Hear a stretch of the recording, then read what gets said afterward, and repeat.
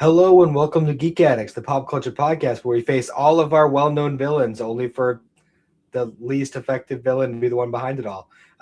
My name is Matt. With me, Bill Barber. How's it going, Bill? I was wondering what you were going to take from that ending. Yeah, We'll get to it. We'll get to it, but I was like, I forgot how Not the what I was story expecting. went. Not what I was expecting. Not what anyone was expecting, to be honest. The two fake out endings, I think, would have been more effective, but okay. We'll get into it. I have things to say about our topic for this week, but how you been, Matt? It's been a week, and these last few days have just been hell. Yeah, it's been a whole lot of fucking running in and out of stores, trying to prepare. For context, it is snowing, and it's gonna be snowing. It's gonna snow a lot. Yeah, for context, first big snow we've had in a very long time. For context, when this is being recorded, because it's going to be a few weeks off, this was in the middle of January when Snowmageddon happened, and you heard about it from everybody. Which is always funny that New Englanders seem to be the ones that bitch the most, even though we should realistically be the ones that are prepared for this shit. Yeah, we're the most used to it. Although not so much lately. Like the past 10 years or so, it hasn't really been much snow-wise. It hasn't been much snow-wise, but we're still used to the cold and just how everything goes. We should be prepared for this shit, but people are so fucking stupid. I swear to God. Tell me about it. I saw someone order me and Alex on Friday night. We went out to get a dinner, but then Alex needed to pick a few things up, so we said, "Fuck it," we just went to a store. People, man, I saw full carts loaded with perishables. I'm like, what are you doing? Right? You do understand how this works, right? We were buying cans and shit and frozen stuff because at least if the power goes out, you can throw the bags of frozen vegetables outside and they'll be fine, Yeah. No, I was just looking. I'm like, what are we doing? People, come on. Yeah. It's that goddamn bread and milk video every year. Yeah. We got canned bread. Yeah. Yeah, that is a thing. I always forget it is. Yeah, brown bread. Brown bread and beans. That's breakfast of champions right there. Canned bread and Spam. That's when you know you're living. We were debating whether or not to grab Spam, but we decided against it. Yeah, it's winter right now. People be stupid. Yep. I'm just I woke up this morning, I looked at the windows, looked outside, and went, "Great, all right," and then just moved on with my day. At least you got plenty of video games to keep yourself busy. Unless the power goes out, then I don't know what I'm doing. Then I'm reading a book, I guess. You don't have a Jenny? Not technically because of how the condos are set up, but fair. Yeah, well, you also have plenty of reading material, so. Yeah, no, I'm not worried. I'll have things to do. It's more just it's never fun. It's never fun. Yeah. But yeah, we got big news yesterday. Yeah, we did. 3 pieces of news. Assuming we're talking about the same thing. And I'm very excited about some of it, less so for the other part, although it is still pretty cool that it's happening. Well, first of all, we'll get the small potatoes out of the way. We are, in fact, it turns out the rumors have been true. We are, in fact, getting remakes of Dragon Ball Super. Although it's not going to be a total 100% remake, because a lot of it is they're still going to be using some scenes from the original, where they actually bothered to use good animation. And it's going to be a seasonal situation. Apparently the Battle of Gods or whatever, what they're calling Dragon Ball Super Beerus, I guess is what they're calling it. It's only going to be 6 episodes, I guess. So yeah, I saw that. I was kind of my entire thoughts on that was do we need this? I was very... No, we don't. But apparently Toriyama did himself work on it, so some of the changes are going to have some of that Toriyama tinge to it. So, and to be honest, Toriyama himself was really disappointed by the beginning of the Super anime. So them kind of like going back and fixing it. Because I mean, let's be real, the first like 40 episodes of the Super anime are not great. No, my only thing with the whole Beerus thing is the fact that like we had the movie already. Like it's already been redone once. Like, do we really? This will be the fourth version of Battle Gods we've had. Yeah, I'm just like, sure, why not? I like Battle of Gods. I just don't think we need it again. But I will say the other news we got made me a lot less upset about this. Yes, well, I think that's going to be like how it leads into it because I don't think they officially announced it, but it has essentially been confirmed that when they finish the Super Beerus thing, they're going to be moving straight into Resurrection F. So I think they're going to work their way through the series. I don't know if they're going to do Tournament of Power the way that they did it, are doing the early ones, but I mean, it wouldn't be the worst thing in the world. No, I'd be curious if they did the manga versions of like say like Goku Black and like Tournament of Power. That would be interesting. But I'm wondering, like, are we just going to have like, because I don't think we're going to get the Moro stuff. Oh, that was the other thing. We're getting Moro in the anime finally. Yeah, they're finally going beyond Brawly. Thank God. But I don't know if that's going to be an extension of like the new like remake stuff. Like if they're going to go through all the old arcs and then do that, or if it's going to be we're going to have this like remake version and then the Moro arc is going to continue the old version. I don't know how they're going to handle that. Well, that's why I wonder if they're going to like adapt the manga versions so it'll seem better because looking back at it, going straight from like the end of like Super Anime to like manga, it's kind of jarring a little bit. Yeah. And there have also been, I don't know how accurate this is, but there have been rumors that part of the reason they wanted to do the remake thing in the first place is because they wanted to kind of like implement Daima stuff into it. So I'm not maybe sure how I feel about that. Maybe Vegeta will have Super Saiyan 3 in this version. You know? I'm not sure I'm 100% on that just because I like Daima as its own thing. I do too. But them trying to kind of like find a way to take all the different series and make them part of the same whole. I can understand them wanting to do that just to keep it consistent. Yeah, I mean, I get it. It's one of those things where I'm kind of like, this is getting way too complicated for future. Like for people who watch this like years down the line, it's gonna be like one of those things where they come in and they're like, what the like it starts out so normal and then it's just like a fucking clusterfuck of like what the fuck am I supposed to watch? Yeah. Well, I mean that's just kind of to be expected, honestly. And I mean, it's not like this is the only property that has had that kind of issue before. I mean, it's the same thing like anybody who gets into like the MCU now or the CW verse now, like they had to have that issue too, where they got to look up watch orders and shit to figure out how to do it. Yeah, I think it's more just with me. Like Dragon Ball was such a seamless, like easy to follow series for this. Yeah, but I'm sure there will be like a streamlined, like yeah, this other stuff will exist over here. But like if they want to make like a streamlined, like okay, this is Dragon Ball Z, Dragon Ball Daima, Dragon Ball Super, and they all flow together correctly with like the new remakes and such, then I'm not opposed to there being that just to have like a easy to follow A to B. Like, yeah, we have the old Super over here and GT over here, but like those are separate things. You know, I'm okay with that. Yeah, we'll have to wait and see on that. It's one of those things where I'm just kind of like, well, I trust them, but we'll have to wait till it comes out. Yeah. Well, the fact that Toriyama did work on these before he passed does give me some hope that it will be okay.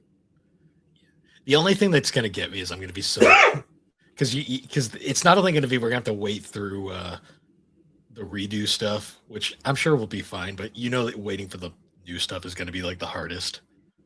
Yeah. Well, apparently the Super Beerus, we're going to be getting that in October, apparently. So not too bad of a wait.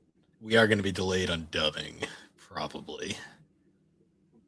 So we'll see how much. I mean, Daima wasn't that much of a wait. It was like 6 weeks. Yeah. You know how the wait is.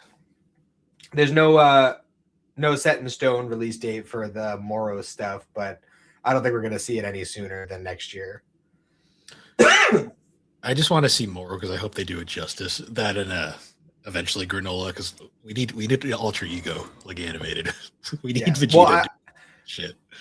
From what I understand, the way it seems is that Super is going to adopt a seasonal release schedule, which is honestly what Super should have been doing in the first place. That's just what they're doing with like every series now, because like they just ended One Piece's first season. Yeah, that was stupid. At that point, I was just like, you might as well have just. When I heard that, I was like, just keep it going at this point. Like, why are you going to convolute it now? Yeah, like all these people being like, oh, it'll help with pacing. It's like, no, it won't.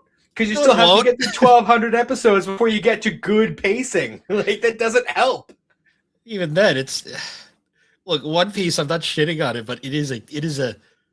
To get into One Piece, you need a lot of, like, time and, like, dedication. And, like... I get it. It gets good at, like, episode 300, but I just don't have time for that right now. Yeah. Well, that's why they're doing the remake thing, which honestly I'm totally on board for. And like honestly, they should have just kept that as like this is our seasonal version, and then we have over here the original version, which is just a lot. You know, see they like, should. Why at this bother point, trying to change it now? Yeah, they should have just grandfathered in One Piece. It's just like this one gets to be the ultra long fucking whatever. We don't need to seasonalize this, and we'll just make all series going forward seasonal. But like, I don't know. I guess One Piece season 2 after like 30 years. I mean, they're kind of doing the same thing with Black Clover right now too, aren't they? Like, well, Black Clover's like 200 episodes, and they're like, "Hey, we're doing season 2 now." Like, yeah, but Black Clover had been gone for a while, so that one makes more sense. This is like a series that's been One Piece has been going for like 30 years, and it's like, oh yeah, season 2. I'm like, yeah, it's just silly. It's just silly. Black Clover makes sense just because it's even though those Blu-rays are going to be so confusing now because I'm pretty sure the Blu-rays were released as like season 1, 2, 3, and 4 originally. Oh, Jesus.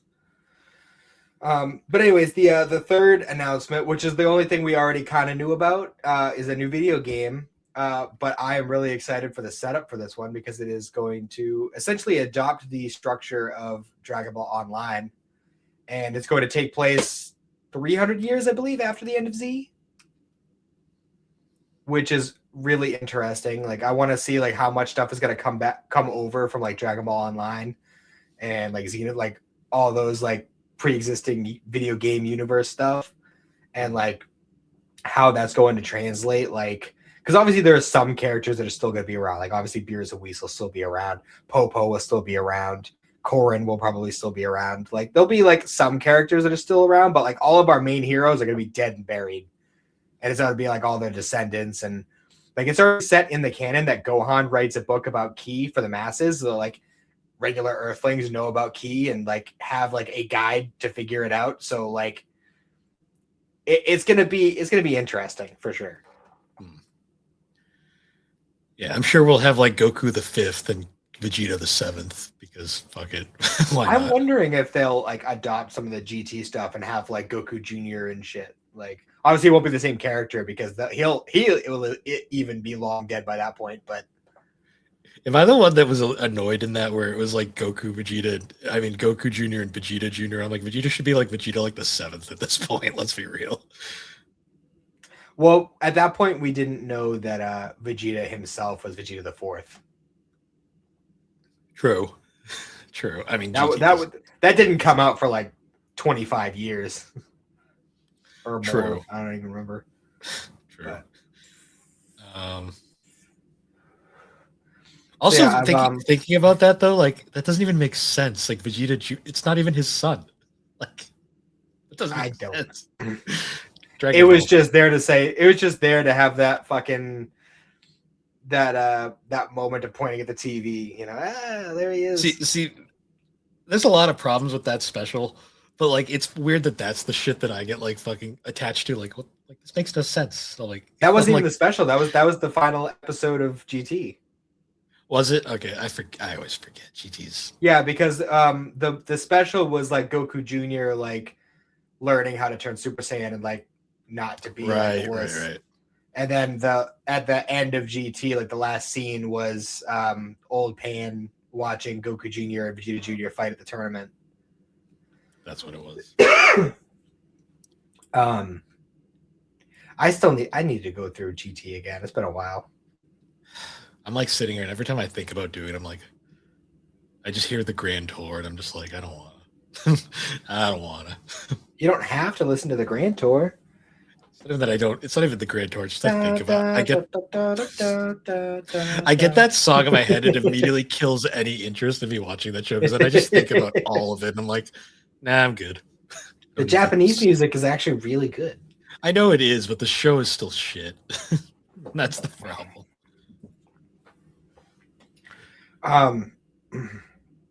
So I have still been plugging away on CW. Nice. I am into Arrow season 3 and Flash season 1 at this point. I'm like, okay, so I'm past the halfway good. points on both. Yeah. Oh, by the way, so you know how like ever since Solo Leveling, like the whole concept of aura farming has been like all over the place. Like, oh, who are the best aura farmers and everything else?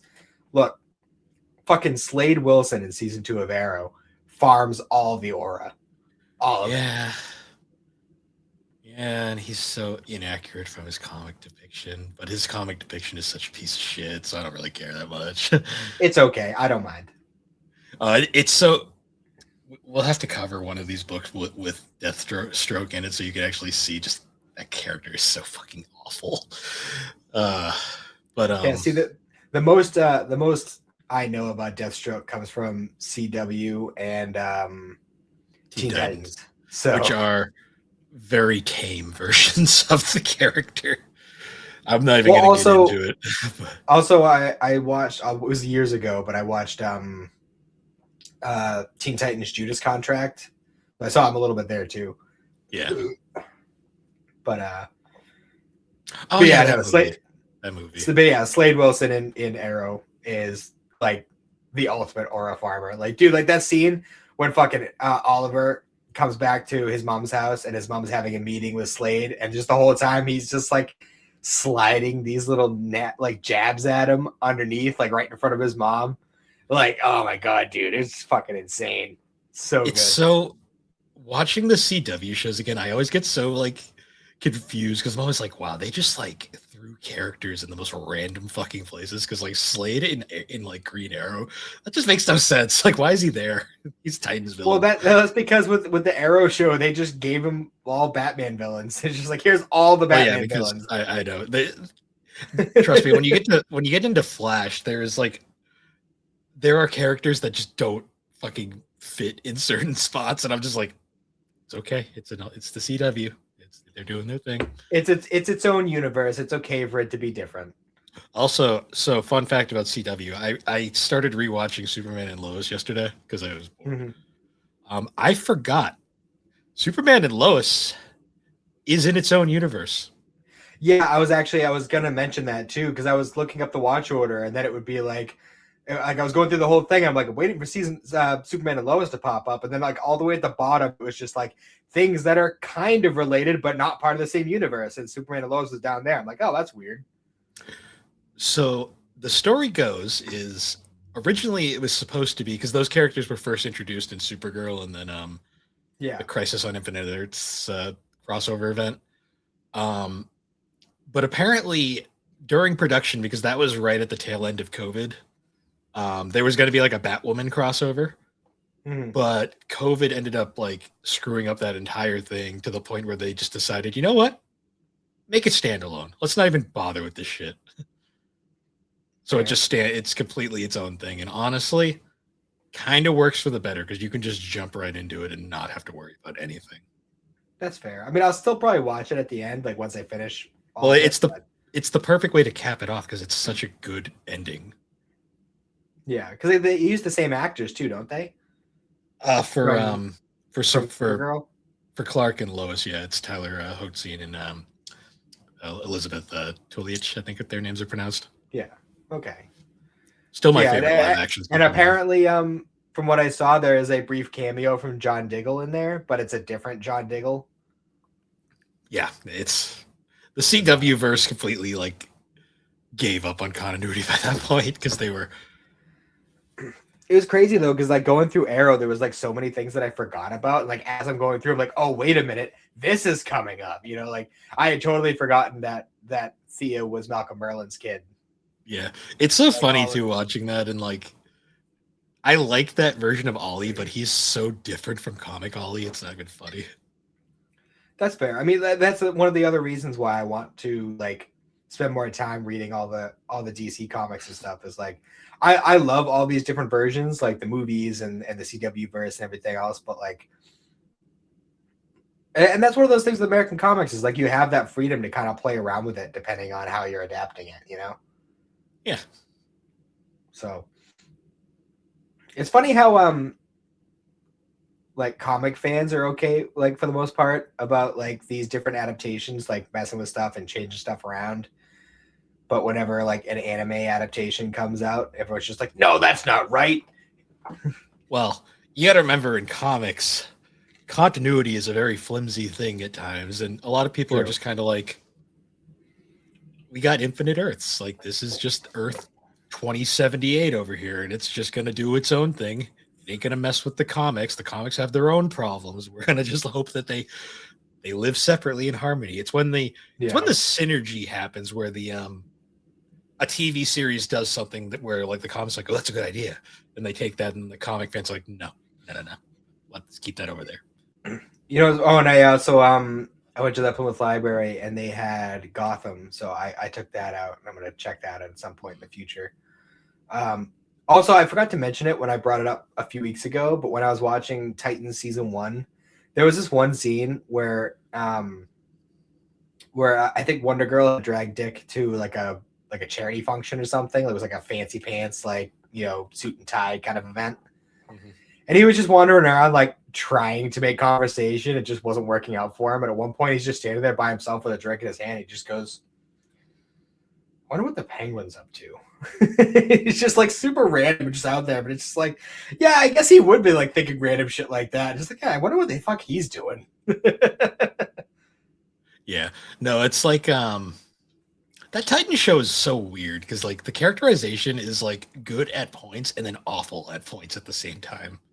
Yeah, I'll get back to it eventually. Like either like if I hit a point where I have to stop for a while in CW just because I don't have everything, or when I finish it, I will eventually go back and finish the Titans show, but it's definitely not my favorite. No, see, I've seen. I appreciate it because it's like one of the rare like Titans adaptations that actually like does something with Donna, because she's like the most underutilized fucking Titan like in like all of it. But unfortunately they don't do a great job with her, which it's like, all right, well, like she's here, I guess.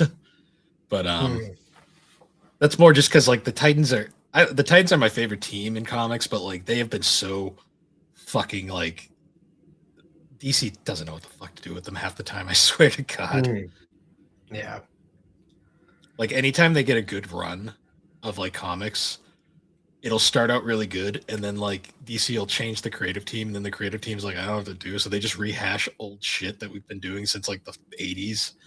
And it's just like, oh, good. So we're not going to develop these characters at all. We're just going to keep doing the same 3 stories over and over again. Great. Yeah. But yeah, Xander was home last night. We didn't have Francis. And he finally watched Batman 89 for the first time. Oh, nice. What was his reaction to Joker shooting down the Batwing? He didn't have a problem with it. I think he just like saw the big ass gun and just like, oh, that's funny. So he didn't really think too much about it. That's one of those things that's funny, but then you're like, wait a goddamn minute. Like, that doesn't work. Like, no. I think he just accepted that it's just like the silliness of comics and he just let it go. Yeah, that movie has its problems, but it's still a great watch all the way through. Yeah. And he was like asking about like, is there sequels and stuff? Like, oh yes, in fact there is. There's 3 sequels. There's 3 sequels. One of them's good. I'm sure he'll still find humor out of them. I mean, he'll probably Forever's okay. Batman and Robin, that's a flaming pile of shit that we're gonna get to eventually. Yeah. And then eventually I got to get around to watching the Christopher Nolan movies with him. Those are good. Those are good as a self-contained like thing. Yeah, I'm going to educate that boy. I know he's always been a Marvel kid. I can educate that boy at least on Batman. I mean, show him the new Superman. You might like it. I'm I assuming still, you I haven't still watched haven't it even yet. watched it yet. Yeah, he needs to watch the old Superman. The 78, yes. Yes. You don't really have to watch anything after that. The original unless you Superman. unless you really want to subject him to that mess. He needs to see that one scene where the little girl's like, Mommy, a flying man just came down and saved my cat out of a tree. She goes, stop lying. Yeah. It's gonna be really Can't funny when believe that was my reaction. I had to rewind it. I was like, did I just see that? the 70s were such a fun time, weren't they? Yeah, that's one of those movies that's kind of like it's gonna be very interesting when you watch, like, say, Superman and Lois, or like Superman 2025, where it's gonna be like you'll look at the classic, like, Christopher Reeve, like, portrayal, and then you look at the modern portrayals, you're like, wow, Superman is such a different character now. Hmm. But Well, still the eventually I same go in a through lot of all the ways. different versions of Superman. So Yeah, I can give you the play-by-play because I've lived it. oh yeah. How's the anime watching been going? I'm still kind of on the off right now. Yeah, what anime watching? I haven't watched JJK yet. I haven't either. I saw the first 2 episodes are up, and I'm like, later. I don't need depression in my life right now.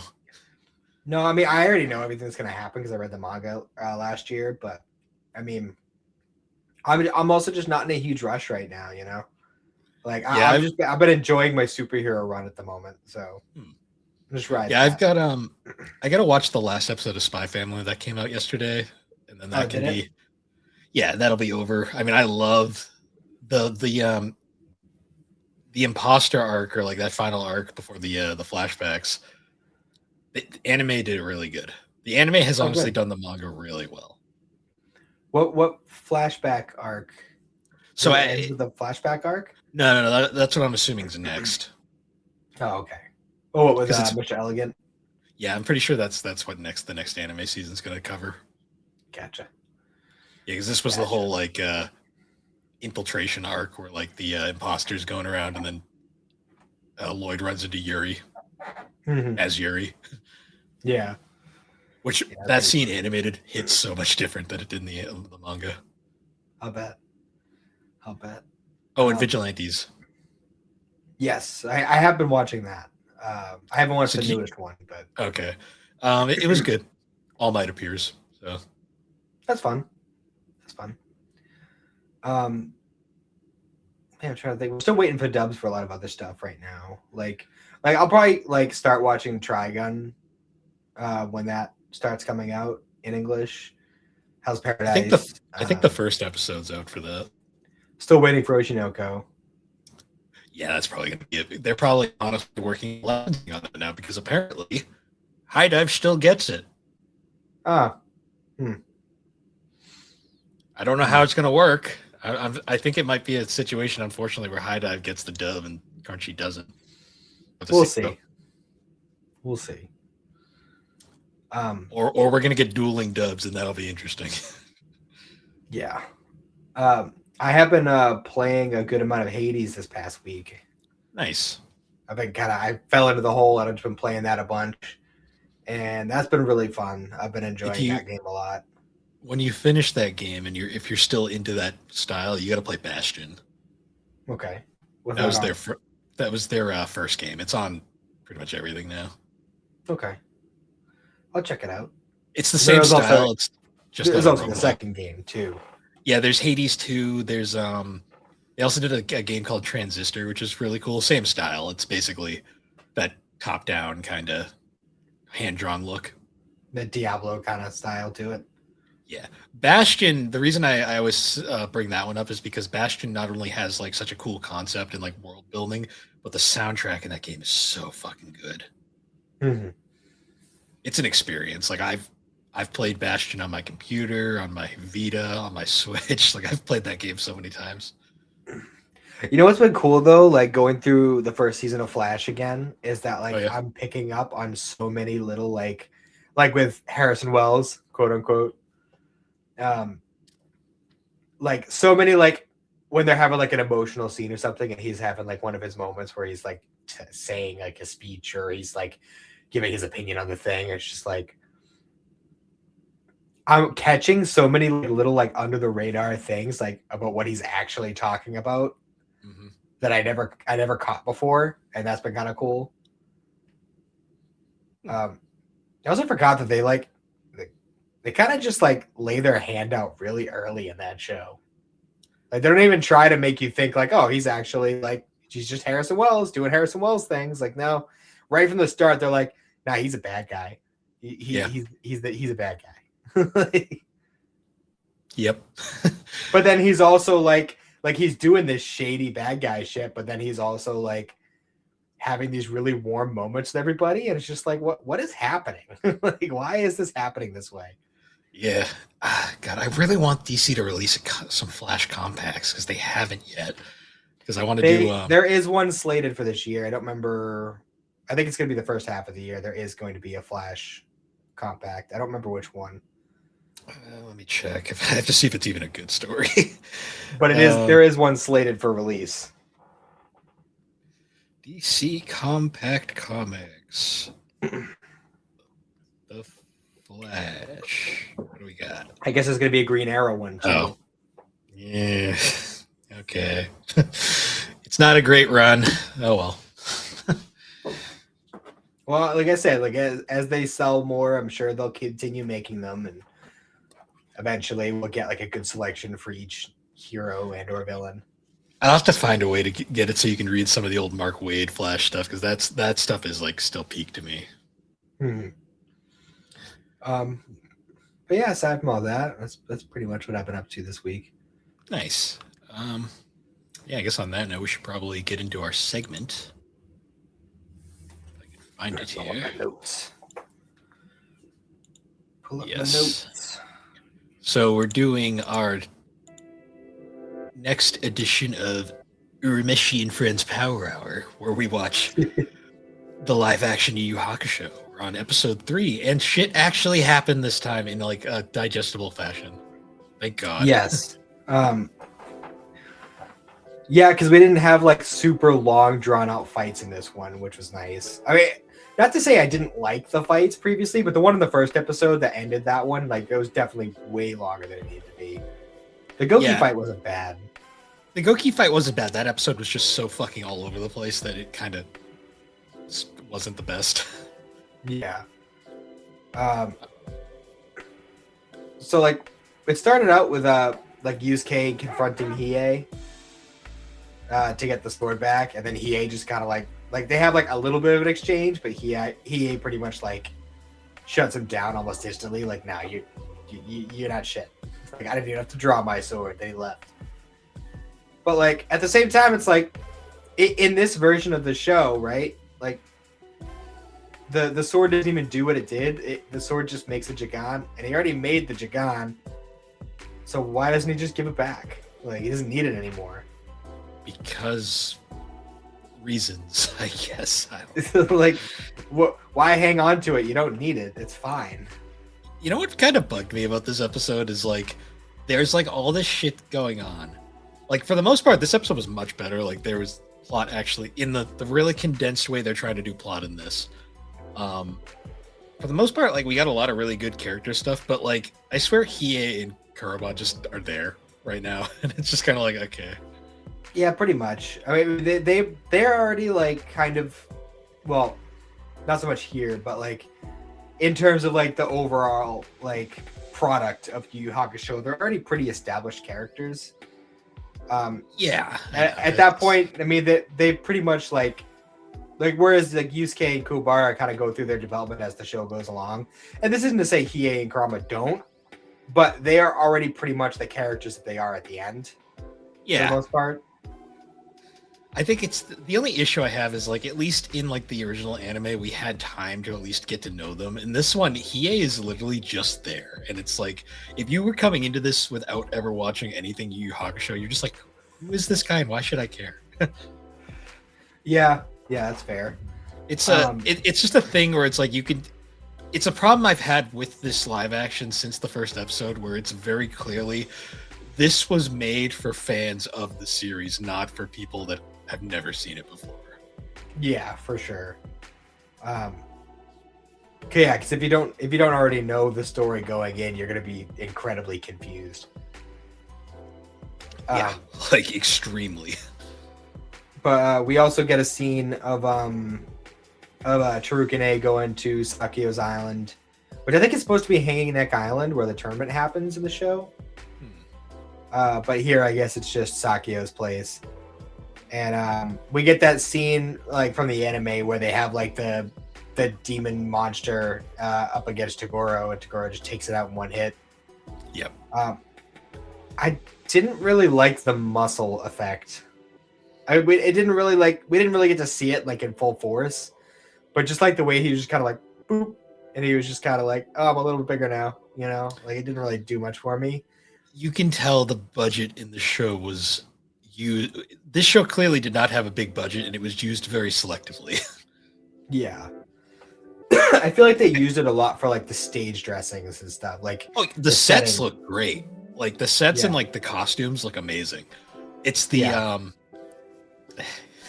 effects though, like the pulsating fucking items. I'm just like, I don't like you could have saved so much money and just not done that. Like, I don't like the pulsating items, and like things like the little demon dog thing that he killed. Like that didn't look great. Like it wasn't terrible, but it was definitely like 15 years ago CG. Like I'm watching it and I'm just like, it's because we've been watching the CW shows recently. I'm like, this is like CW level at times. Yeah. Well, I mean, it is it's just an insult. Show, so. It's just kind of like a thing where you're like, yeah, I can see it. I'm sure it would look better if it was a movie, but because I mean, even like looking back to like the Bleach live action, like that had really good effects for the most part. Like some stuff looked a little wonky, but for the most part, it did really well with that. Rurouni Kenshin movies, those are still the pinnacle, I'd say. Well, Kenshin has the benefit of not needing to use CG much, so when they do use it, like they can actually put budget into it. Oh yeah, and just the practical, like everything being so practical in that series just works. Yeah, for sure. Also, Elder Toguro, still creepy as fuck. Yeah. Yeah. Especially like later on, like when they have the whole like him disguising himself as Hiei thing. And you see that like weird, like his face inside Hiei's face. It was weird. I didn't like that very much. I was kind of like, okay, we're doing this. It was an awkward effect, but it was also unsettling because his face was like really, really small. Yeah, I was just like, sure. It was weird. I will say now, one thing I really liked about this episode was Genkai. Yes, I loved Genkai's look here because like you could tell like she's definitely like, she's gone gray, but like you could still kind of see like the pink in the gray. Well, you could tell it's like she's an older woman, but she's not like decrepit like she was in the anime. Well, she's supposed to be. She's supposed to be in like her 70s, right? 60s, 70s. Yeah, but that would never work for a live action. True. Yeah, I loved the training stuff. They did a really, really good job with the training stuff.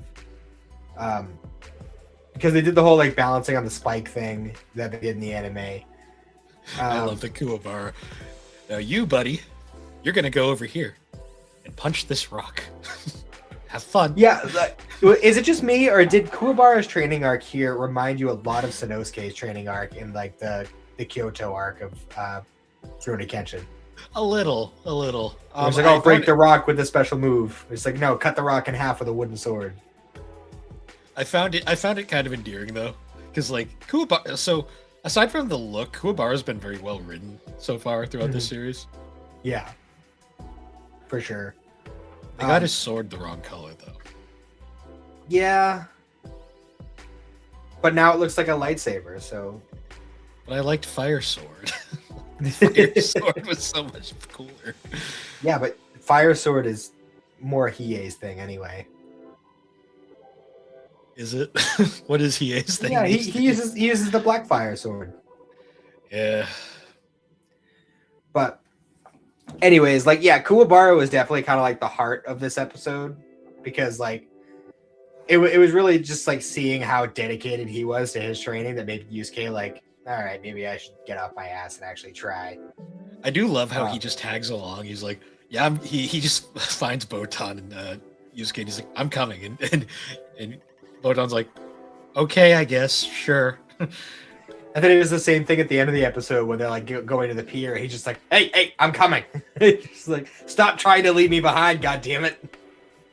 I really like Botan's actress. She really does a good job. Yeah, for sure. I also love like the scene where Botan's going, like she's reporting back to Koenma. Koenma's like, oh, he's been training for almost a month. How is his progress coming along? And Botan's just like, it's not. He's like, what? Are you kidding me? Yeah. I love the reactions from Koenma. I'm kind of happy they just went with adult Koenma for this, because that would have been... We would have got some weird CGI baby thing, and I would have hated it. Yeah, and as we saw in the Flash movie, CGI baby, not good. CGI baby and talking babies in general just aren't good. So yeah, this is true. This is true. Oh yeah, we had the scene where Kurama approached Hiei and said what we just said like 5 minutes ago. It was just like, hey, you don't need that anymore. Can I just have it and give it back to them? Like, you don't need the sword anymore. Just give it to me. He's like, no, it's mine. He's just like, no, I stole it. I stole it fair and square. I keep it forever. We also had a bit more of what's Hiei's sister's name again? Yukina. Yukina. We had a bit more of her. Yeah, we had the whole scene of like the dude who broke her out and was trying I'm to. not gonna lie. When I saw her the first time, I thought it was Botan for some reason, and I'm like hey, what's going on here? The blue hair thing, you know. They aren't as stylized this time around, so I was kind of like, oh, that's not Botan. Okay. Well, they both short. They both have blue hair and kimonos. It's easy to make that mistake. But one cries ice, and the other one is. The other one rides an oar. Yeah, pretty much. And drinks beer. Yeah. So we saw the whole like scene of him trying to break Yukina out, but Elder Toguro was waiting on the helicopter that they were trying to escape to, and he used his weird stretchy fingers. Didn't like that. Yeah, and then like he like got shot in the head like 18 times. And it just kind of like formed back to normal. Just like, yeah, I was just like, I'm like, CG budget could have been used so much more efficiently to make this look good, but no, I guess not. That's fine. Oh, also, the rest of like Team Toguro from the tournament are also there. So Abui and Karasu are also there, which we'll see how that goes. I'm very curious. We have a lot of stuff to resolve in 2 episodes. Yeah, that's should have been a fucking 10 episode or 12 episode series, but whatever. Yeah, I'm like already like, because the Tournament of Power is already super long. You mean to begin with? You mean the Dark Tournament? Sure, same. Guys punch each other. I mean, it's the same thing. That is super long in the anime, so I'm curious how they're going to shove it into like 1 episode, but. We'll see. Well, it's not even going to be a tournament. It's just going to be Team Toguro versus Team Urameshi, essentially. So. Oh, okay. So it's going to be less bullshit. So we're not going to get to see Yusuke beat the shit out of what's her face for no reason. No. So this is from what I'm gathering, because I haven't watched this since it came out. From basically like my perspective here, is that they're fusing all the different arcs together, but they're using the Rescue Yukina arc as the baseline of it. So the whole thing is like we got to rescue Yukina and now Keiko because she was kidnapped, of course. Of course she was. And they're using that as the baseline of like, all right, so this is going to like be the connecting point for the tournament arc and for the Chapter Black arc and all that. Like it's all kind of forming around rescuing Yukina. Yes. Let's see. So we actually got like the spirit orb transfer in this episode as well. We got like literally every aspect of Yusuke's training all in 1 episode. Yeah, and it was very like It's just There you like go. shoved together. Enjoy. It's like, here it is. Urameshi, fucking Kuwabara gets to go punch a rock. Meanwhile, this happens. Yeah, you get the orb, and it doesn't hurt at all. You just eat it. You're fine. Which is a much more like, you know, symbolic thing in the anime. And here it's just like, yeah, no, here you go. It's yours now. And then of course we had Toguro show up because he has to kill Genkai for reasons. And actually now I'm thinking about it, that might be it. Because I know, like, I was remembering in the first episode when we were talking about Koenma's look, and I was just like, why even have the pacifier for not doing the baby thing? I think he's going to use it to bring back Genkai. Right. I don't remember entirely, but that's my assumption, because otherwise, why have it? Yeah. You know? But yeah, so like during the whole training thing, we got the whole concept of like condensing the spirit energy to like do a stronger spirit gun. Which you'd think would be obvious anyway. And also, like, when she says, oh, condense it and make it stronger, and he shoots it in the air, I'm like, that doesn't look condensed at all. In fact, it looks bigger than it did before. Condense, I mean, expand, the same thing. Yeah, right? But I love the scene where Kuwabara unlocks the sword. Because at that point, like, he had shattered so many wooden swords, like, just trying to break that rock, and then he finally does it. I love the implication, too, that he's just been hitting that rock this entire time. Oh, he has.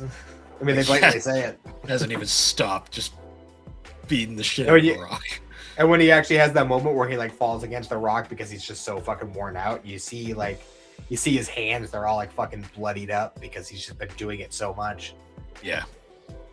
I do like that they've taken the time to really like include those kinds of details throughout this show. It's weird. The budget went into the weirdest fucking places. True.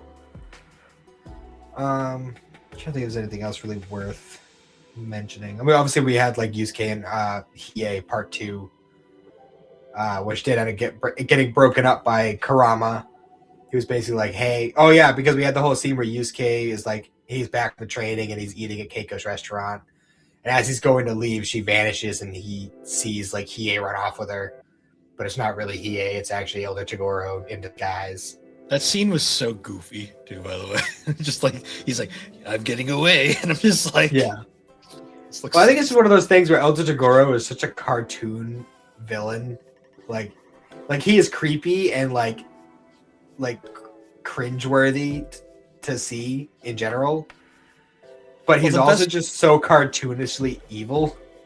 The best part too is like the scene where he's like pulling like Keiko off screen. Like you could tell like the actor was not comfortable like grabbing her, so she's like barely held on to as he's pulling her away. I'm like, Keiko, just run. You're good. But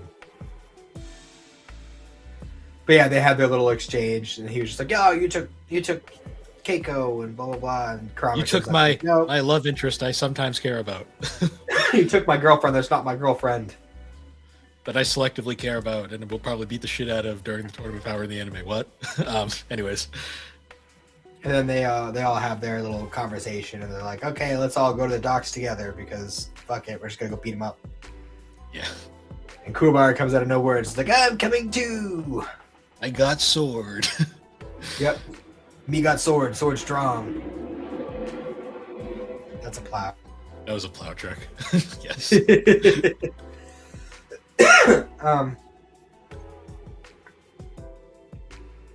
Overall, it was a pretty good episode. Yeah, I don't really think there's too much else to mention at this point. It was interesting to me because the episode 2 felt like it was like 5 hours long, and this one felt like about 30 minutes. Yeah, at most. Which is ironic because I think they were about the same length. They were. That second episode though fucking just drags. And it's one of those things where it seemed like they just took 2 episodes of the anime and mashed them together as live action. Mashed them together poorly. Because this one though was very quick. Also, I find it odd that the whole like insect thing has just been kind of thrown out the window. Like, no, it's not important anymore. It was only important enough for him to get hit by a car and then to fight that nerd kid. Yeah, ain't important anymore. No. It'll come back later, I'm sure, or not. Probably not. Also, I'm upset that we haven't gotten what's her name? Kubar's sister. Oh yeah, I was because we got Yusuke's mom, but not her. She hasn't appeared yet. But we had to have Yusuke's mom for the whole like death scene and everything. Yeah. Like the whole him being dead thing. But I wonder if they're just gonna cut her out of the story. It seems like it at this point because they're already on the way to the island. It's like Yeah. I can't see her just showing up and being like, "Hey guys, what's going on?" Yeah, I always did find her inclusion so random, but it was still fun at the same time. Just to have another character there. It made sense, you know. She, the Kubar family has high spirit awareness, so she was aware of this stuff from fucking day one. So she was just there so Keiko had someone to sit with in the stands. I'm just gonna go to drink beer and smoke cigarettes and goon over Sakio, apparently. Well, because I was thinking about it too. Like, she's random to have there, but then Keiko's also so fucking random to be there. Like, well, and again, they keep going through this whole thing. Oh, normal humans can't see yokai and can't see spirit people and stuff, but like they keep seeing them. Yeah, normal people can't see this until I forget about that plot thing, and we just move on. Yeah, I don't know. Yeah, it's been an experience so far, though. I will say. Yeah, for sure. Alrighty, so moving on now. We kind of were talking about it earlier, but we're doing something new for this episode. We're covering an American comic. Mm-hmm. This American comic in particular. Yeah, but I'm gonna let you take the reins on this one. Oh boy! So for this episode, we are talking about Batman Hush. One of the more iconic runs for Batman. So this run ran from 2002, October 2002 to September 2003. It took place from in Batman's number 608 to 619. So it was a brief like run during the Batman comic in the early 2000s. Famously, this story was written by Jeph Loeb, but even more iconically, it was drawn by Jim Lee in one of his first times drawing Batman. And it shows because the art in this is so fucking extra, it's not even funny. Oh, we'll get into it, but some of I thought Japanese fan service was bad. So Jim Lee is like considered one of the greatest comic artists of all time, and this was like because he was originally a Marvel guy, and then he had left Marvel to form to be one of the co-founders of Image Comics, and then he ended up selling his Image imprint to DC, and then he's went over to DC, and he's in that time now he's now the president of DC. So that shows you how that went. Yeah, but no, he is famous for his art. Like his art is very well known and iconic, but he's also infamous for he is.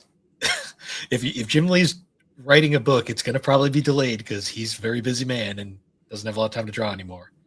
But yeah, this was like one of two books he was on when he first came over to DC because they really wanted him to write a Batman story, draw a Batman story, and then draw Superman. He did Hush, which is for the most part, well-received book. And then he did a book called Superman for Tomorrow, and it has generally been considered that he is the best part of Superman for Tomorrow because the story itself is garbage. But that's besides the point. That's an episode that I don't even think we'll ever do because that book is so hard to get through. The best part of that book is just looking at the art. Like literally, that's all that matters. Fair. So, what were your initial thoughts on Batman Hush? I mean, I enjoyed the ride for sure. I mean, the main reason I picked that one over the other Batman comics that they had at Newbury was because like I just kind of flipped through it real quick and I happened to notice that there were like a myriad of Batman villains throughout. So I was like, oh, okay, this is for a first one, like getting one that has like a good little like mix of all these different iconic villains. Like that sounds good. Like I had no idea like what the actual story was going to be or when it was going to take place or anything like that. It was just I just thought it would be a good place to start, like having like a good little mix of all the different villains that make Batman so interesting. Yeah.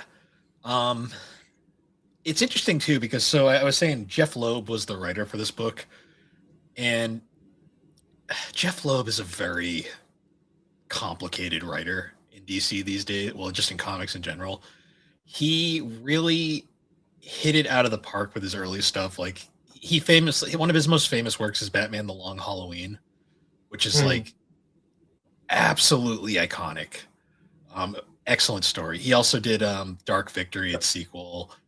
He did a Superman book called Superman's For All Seasons, which is kind of like not a full-on retelling of his origin, but kind of like just a retelling in general, like Introduction for Superman, which is a very good book. A lot of his work it was him and then drawn by Tim Sale, which is all iconic stuff. He also had a lengthy Superman run where he was one of the main writers for a long time, and his Superman and Batman comics. Like he famously wrote the Public Enemies book, the Supergirl Return of Supergirl like book. A lot of really good stuff. Unfortunately,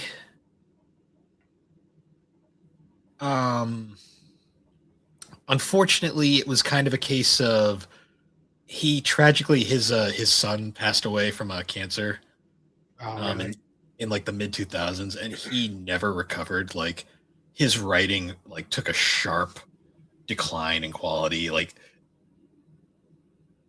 this book is one of like the last really good things he wrote, and even then Hush is where you can see the cracks were starting to form. Because after that his writing took a very cynical, like dark outlook on stuff. Like he infamously wrote a book for Marvel called Ultimatum, which was literally just a gore fest murder book where like most of the cast of Marvel's Ultimate Universe get brutally murdered. Like it's a dark book, like not a good book at all. And I mean, he never really recovered. Like I was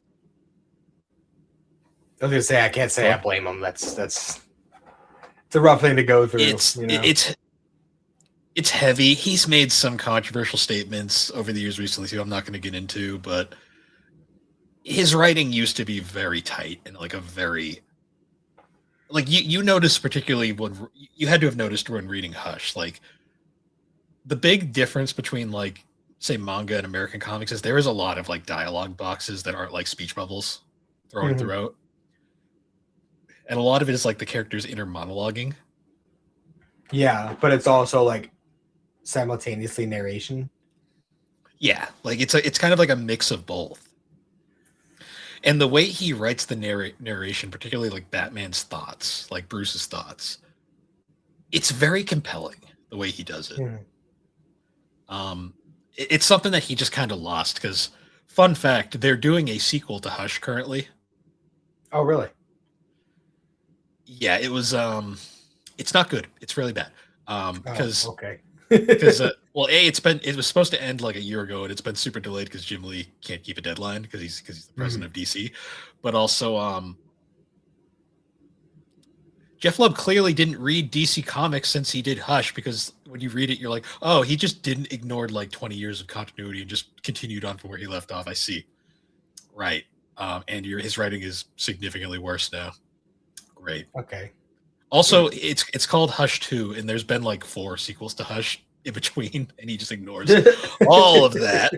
So yeah, it was a gimmick to sell books, and it's bad. Like this is so the current Hush 2 is like, I think it's like Batman 1 something of that current like Batman run. They started a new Batman run because they were like, fuck it, we don't start the new run now, and we'll just finish that whenever it finishes. So there's 2 Batman books concurrently going right now. See, this just, ladies and gentlemen, this is exactly why I put off getting into American comics so long. Yeah, it is not fun. It is not fun at all. But that's besides the point. I love it and hate it. Getting back to Hush, though, a good book. This book is an interesting like introspection of Batman as a character in a lot of ways. Like we get a lot of his like childhood in this one. Like you don't get a lot of Bruce's childhood over the years. And one of the main themes we have throughout this book is Bruce's relationship with a childhood friend named Tommy Elliott. Mm-hmm. And it's very interesting because we see a lot of like, this book drops a lot of hints throughout that don't get revealed until right at the end. And then you go, huh? Like, yeah.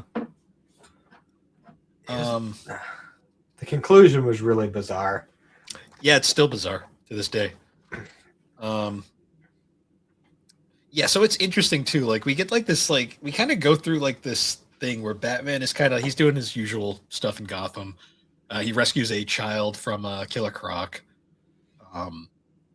Goes through that, and then he starts pursuing Catwoman because she stole a bunch of money. Of course, he starts pursuing Catwoman in multiple ways. Well, I mean, you know. But during the pursuit, somebody cuts his line, and he ends up falling into an alley and gets like severely concussed. And he ends up getting rescued by Catwoman and the Huntress. The Huntress is another complicated character that DC doesn't know what the fuck to do with half the time. I don't even know what Huntress's actual deal is because the only version of Huntress I really know is the CW version. Yeah, and I don't even like that one either. The one that I know the best is the one from the DC animated universe. She's a complicated character. There's also like 2 versions of the Huntress, and DC can't decide which one they want to use half the time. It seems to be a consistent thing with DC. They've gotten a lot better as of late, but there was a good point of time where it was like, holy shit. Batman ends up getting rescued and brought back to the Batcave. But we find out that the damage to, like, he's got severe head damage, like head trauma, and Alfred is not capable of doing it because he's skilled, but he's not that skilled. Yeah, he's like a highly skilled medic, not a doctor. Yeah. So they're trying to find like a surgeon that can do it, and Batman says like, get Tommy Elliott, and they're like, that's weird. Yeah, he uses Morse code. Yeah. So they bring him in, and I love that they do this whole thing where they're like, all right, we got to like simulate a thing. How are we going to do this? Just have Dick crash the Batmobile. Well, they crashed the Lamborghini or whatever. So they end up doing that, and Batman fully recovers, and it's a whole thing where it's implied that we find out that him and Tommy haven't spoken in a long time, but they were like really close childhood friends, and he keeps like kind of checking in on them to see how he's doing. Meanwhile, Batman's now fully back because, of course, he already is, despite almost dying. And he's trying to pursue the cause of this big mystery because it's kind of like now a mystery thing, like who cut his line. Like, there's a lot of puzzle pieces getting fitted together here. Yeah, because he tracks down Catwoman, and Catwoman's like, "I was being mind controlled by Poison Ivy." So then they're trying to go out to Poison Ivy, but she ran off to Metropolis for some reason. Yeah, because convenience, I guess. And I do love the part too where so Bruce then decides, all right, I guess I got to go make a business trip in Metropolis. And I love too that there's that point where like Tommy goes to visit the manor, and Alfred's like, he's not here. Sorry. Yeah. Like, oops. Make up an excuse, Alfred. I'm busy. Doing things. I'm too busy making out with a chick dressed like a cat. Well, I'm dressed like a bat. While I'm dressed like a bat. Yes. Makes sense. Start wondering who should be at Arkham Asylum. Wait, hold up. Does this make Batman a furry? I don't want to think about that. No, because he doesn't act like he's a bat. He just it's a thing. It's a no, he's Batman. He's not a bat. He's Batman. Well, there's Man Bat as well, but that's a different thing entirely. Yeah. But so he ends up making the trip to Metropolis because he's like, oh, I have businesses there that I can pretend I'm checking in on. The first thing he does is start hitting on Lois Lane. Well, before that, he runs into Tommy at the airport because he just happens to be there. It's like, oh, hey, what's up? Sorry, I don't talk to you ever. But yeah, we should totally play a game of war later. Yeah. You still got your figures? I brought them with me. Why? Why not? Why did you bring them? It's so funny too, like the way, because it's always very interesting how Batman's written. And this is kind of a case where like Batman is really the character, and Bruce is kind of like his facade he puts on a lot of the times. Mm-hmm. Um, but it's really funny when so he then goes to the planet because I guess at this point in the comics he owned the planet. I don't even remember that being a thing, but sure. I guess so. I guess he did Also, at one point. Lex Luthor is the president of the United States. Oh yeah, that was a whole arc. Like President Lex is a book actually that we should read at some point because that is a whole thing. I wasn't expecting that at all. And then no, also Talia al Ghul is running LexCorp or whatever. It was like, what the fuck is happening? That happened for a bit. Sometimes DC continuity. I don't even know if that's canon anymore, but hey, it happened at this point. And also, I kept getting confused by this the first run through, but like, because he kept like talking to O throughout his earpiece. I'm like, who the fuck is O? And then I realized, like, oh, this is post-Killing Joke. Oracle is, yeah, it's Barbara.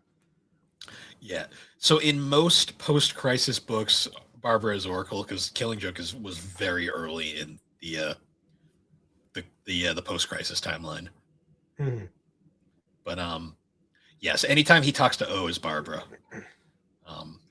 So for a lot of those movies that we got like over the past, like the animated movies, like with like Son of Batman, all that stuff, are those all like just comic runs that they turn into movies, or very for the loosely? most part?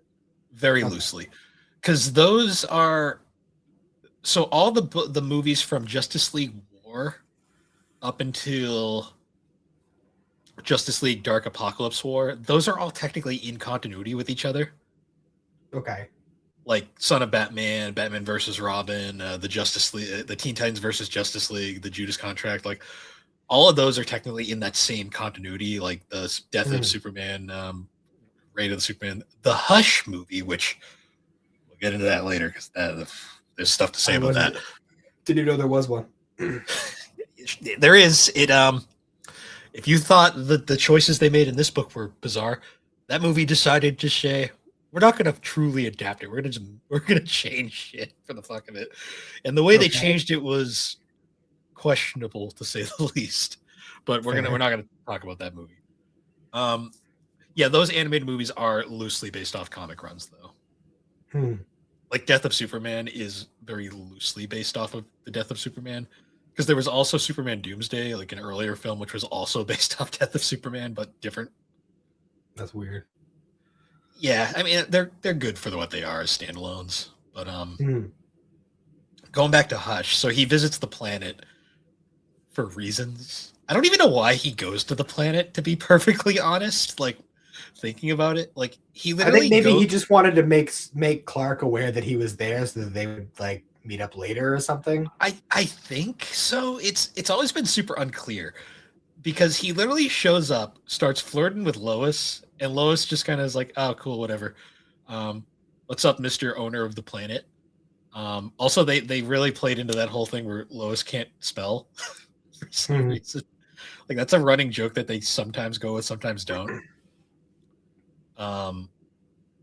But yeah, he's like flirting with Lois, and then like Clark just like appears over the corner, and he's like, "I'm here, by the way." He's like, "Why are you hitting on my wife?" Yeah. And why are you flirting with him? Well, we find out. I like this. We find out at the end that Lois was just fucking with him, and it was actually she's like, so what do you think he was actually here for? Now that I've been, she's basically like, "Oh, that was fun pretending to flirt with the rich businessman. I didn't make you jealous, Mr. Kent, did I?" And then Clark's like, "Well, as long as I get to go home with Mrs. Kent, that's all I care about." Yeah. But he literally shows up just to use Lois's computer to talk to Barbara for like 3 seconds and then leaves. Which is weird because you'd think he'd have like a laptop, you know? Like he brought his fucking war figurines for a game with somebody who didn't even know he was going to see, but he didn't bring a laptop. I also think it's just because it was like Jim Lee's first time drawing them, but like Lois looked odd, like in her first appearance there. It's the way he drew her. Like she looks different in her later appearance in the book. I guess he was trying to get used to the coloring. Also, like Perry White apparently doesn't like acknowledge Clark exists half the time. So weird. So yeah, like after that, like Catwoman and Batman are going after they're trying to like track down Poison Ivy, and like in the process, Superman shows up and he's just like, mind controlled, haha, kill you all. Brainwashed. I did enjoy that one line though, right before Clark leaves the planet, where like, what was the dumb line? Oh yeah, he's like trying to tell Lois, "Oh yeah, I gotta go do something," and her exact response is, "You go have fun being all tights and flights." I was like, "That's cute." Like I like that. That's fun. That's fun. But yeah, so Superman is brain controlled, and like that's never good.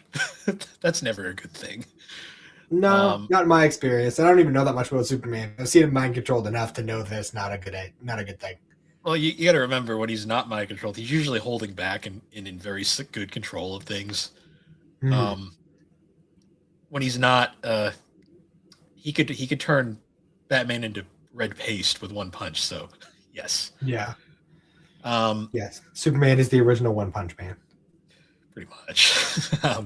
What's funny though is like, so there's like this whole art fight down in the sewers, and Batman's like, "I broke a gas lane. You don't want to blow up the entire city." And Superman's like conscious, won't let him do it. And then we get that great line after he's got the upper hand, where he's like, "Oh yeah, by the way, about the gas line, I lied." Yeah. Which is, it's perfectly playing into the fact that Clark is such a fucking Boy Scout a lot of the times. Yeah, and then like it was interesting how the mind control works here too, because like yeah, he is like under like the thrall essentially of Poison Ivy, but there's also like some of the morals still hold. Like he will still go out of his way to not cause like mass destruction. Like he'll still go out of his way to save Lois Lane as she's falling, like despite being mind controlled. Like yeah, so that's an interesting thing where like throughout this whole thing, eventually they're like, all right, we have to snap Clark out of it. So they kidnap Lois. Which apparently was entirely by chance, because apparently Batman didn't tell her to kidnap specifically Lois. He just said, go take someone from the Daily Planet. Yeah. We'll get into that because it's there's actually a bit of a deeper thing there. But like what happens is like Lois is hilariously a bad damsel in distress. Like she doesn't like cooperate at all. So she ends up, even though Catwoman wasn't going to throw her off the roof, she ends up falling off the roof anyways, because of course. Because she was struggling too much. Yeah. And of course Clark rescues her because that's just what he does. But I did also like that line too where Lois is like, "So are you two working together or something?" And she's like, "You writing a book?" Also, funny. There was a scene like after the whole rescue when they break Superman out of it, and Catwoman and Lois are talking on the roof, and Catwoman is just like, she's like doing a handstand but also a split at the same time, and it's just like, why? But why though? Why are you doing that? Because Jim Lee likes to draw stuff like that. Like there were definitely a lot of moments where like that is a skin tight leather suit. You are giving Lois a full on show. Really just showing off that camel toe. Lois does not care about that. Like she's just like, yeah, whatever. Like she is not leaving anything to the imagination for Lois right now. Well, the funny part is it is also Lois doesn't care. She's got single target sexuality. Like it's actually confirmed canonically that Lois and Clark are kinky as fuck. Like that is just a thing that's confirmed in comics. I mean, how could you not be? I mean, in one of the modern like action comics runs, there's a point where like they're having like a family get together in the house, and their son John is like, he's like, all right, I'll get the board games, and like he opens up this like closet, and it's just like Superman's cape, but like it's like a bondage getup. And Lois just like runs over, shuts the door, and she's like, "So what are you looking for, honey?" He's like, don't snoop through my stuff, please. I can totally see fucking Superman just wearing like a version of his costume, but it's like the stripper version with like assless chaps and shit. I'm sure that's what they're into. There was a weird like arc going on where they really liked traumatizing their teenage son for a while there. Oh, I see. Like, because that happened. Like, there's another point where like they show up like in the window, and Lois is like, "Oh, hey, honey, how's it going?" As she's like opening her shirt up, and then like John is just there beside Clark's shoulder, and Clark immediately just goes, like to cover his eyes. Like, you don't need to see this, son. Jesus Christ. Yeah, there was a weird like arc where they were just doing shit like that. Like, let's just mentally scar their son because we can. I mean, it was like, I mean, Superman's basically eternal, right? Like, he's basically immortal. Like, will live as long as he is not murdered. Depends on the writer. Sometimes, yeah. Sometimes no. I wonder how virile he stays throughout all of that. Like, how's his sex drive throughout like the centuries? Well, him and Lois have been married since '96. They only have one kid. I'm assuming it just it's hard for aliens and humans to, I don't know. Yeah, maybe. I don't know. Maybe he's just trying really hard not to break her in half. Yeah, I don't know. Writers are very the writers are very selective on how they want to view that. Because like for years they were like, oh, they can't have kids, and then just randomly like, oh, they got a son now. Cool. It just did. That's probably part of the reason why people keep wanting to throw Superman and Wonder Woman together. It's just like he needs a woman who he doesn't have to hold back while he's just, Yeah, but then it ends up being the most boring fucking thing ever. Like it always is so boring. Because the only way that you can put them together is by making them fight all the time, and it's not fun. It's so boring.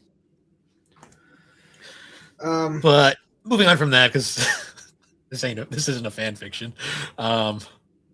Yet. Oh no, there's been fan fictions written about this, but anyways, yeah. So going back to that, after Clark gets back to normal, he basically brings up a point of like he's like, Lois could have been killed, and Batman's like, well, she wasn't because I trusted you. And he's like, that doesn't make it better, asshole. You still threw my wife off a building, dick. But but also a big plot point here is too, Bruce has revealed his identity to Selina at this point. Well, it happens a little bit later, but yeah, it happens after the opera stuff. Right. Oh yeah. Oh yeah. No. That's right. I'm mixing it up. Clark was concerned that he had revealed his identity to Selina. And he was like, no. I told her just to pick someone at random. She just happened to pick Lois. I swear. She just has good instincts, I guess. Yeah. Or she was the easiest one to grab. I don't know.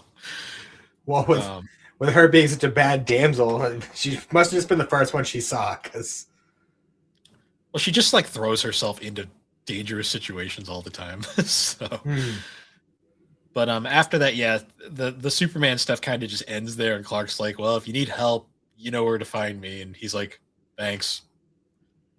Because they make this big point earlier where they're like, even though you guys have differences, you are still friends. Right? But yeah, so they go back to Gotham, and then that's when the opera charity thing happens. And, yeah, because Bruce invites Selina, even though Selina doesn't know that he's Batman.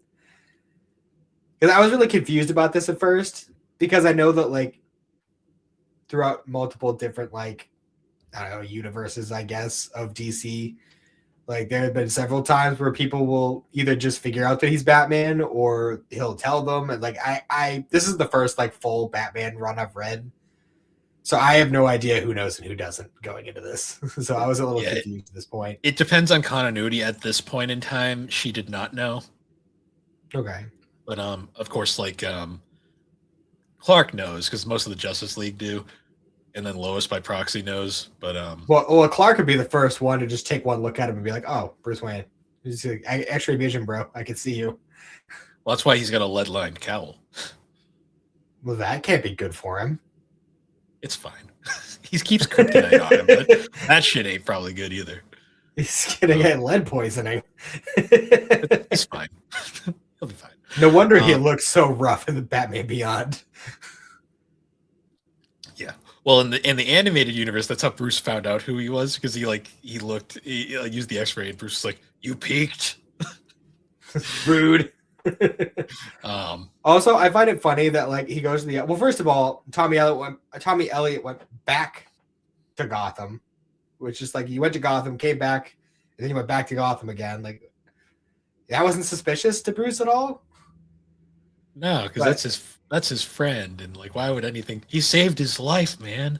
He saved his life.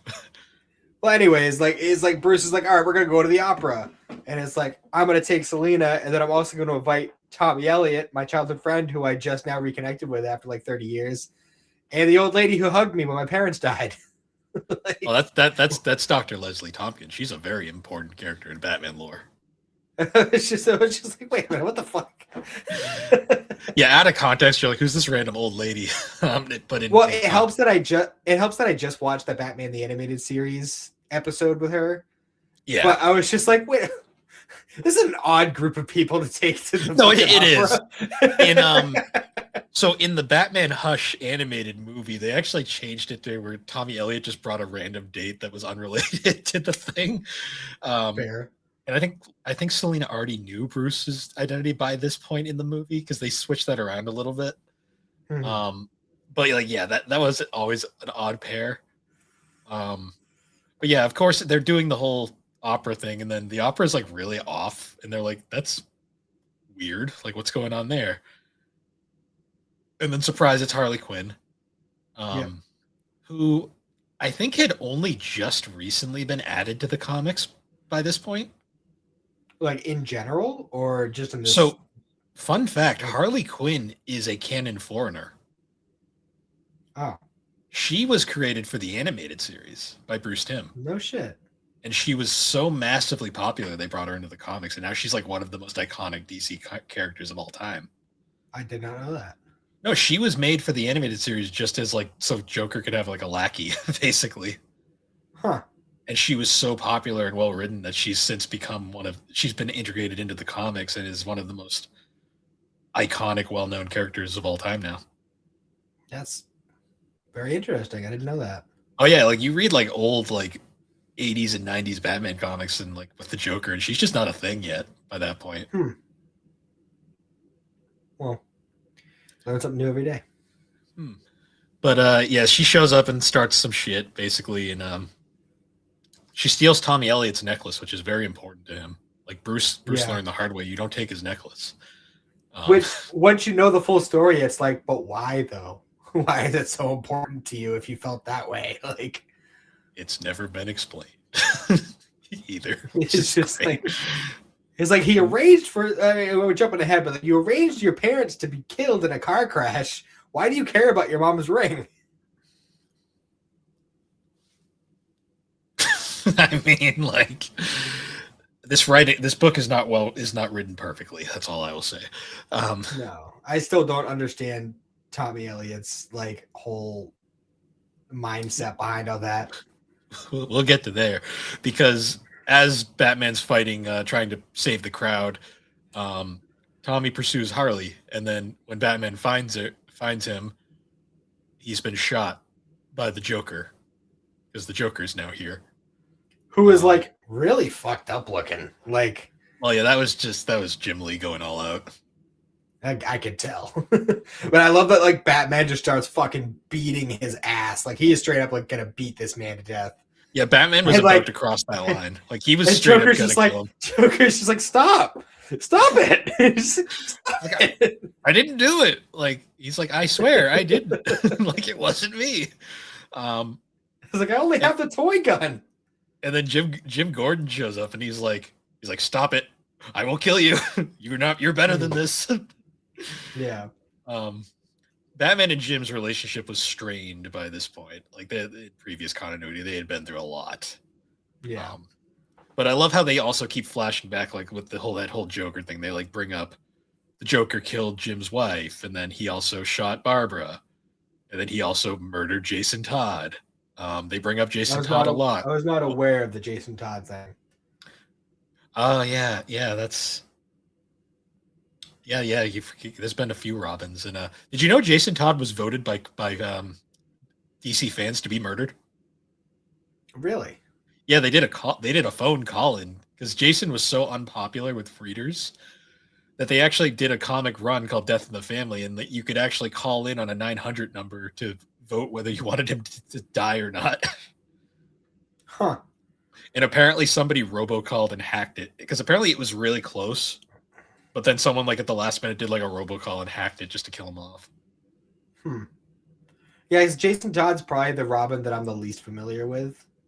Which is going to be really funny when you get to the later seasons of Batman the Animated Series where they introduced Tim. Because the Tim in the animated series is basically Jason. They just used Tim's name. Which is weird because in the animated series canon, Tim kills the Joker. Yeah, well that Tim is not Tim. He's literally Tim Todd or Jason Drake. Like he's a weird amalgamation of the two. Yeah.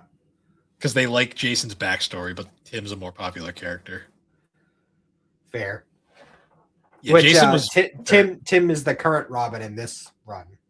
Tim is he's the current Robin in this run, and he's also Robin again currently. He shares the title with Damian now. That's weird. Yeah, no, it is. Why? Okay. They don't know what the problem is because they added Damian. They don't know what to do with Tim now, even though Tim make him his own hero like Nightwing. They did. He doesn't have to be. They tried it. It didn't work, so they just made him Robin again. Okay. There was at one point he was running around in a brown suit and he was going by the name Drake, and everyone hated it. It was bad. It was really bad. When was this run? The Drake run, that was like 2020s. It was bad. So like post Drake the Rapper. I see. Well, his last name's Drake.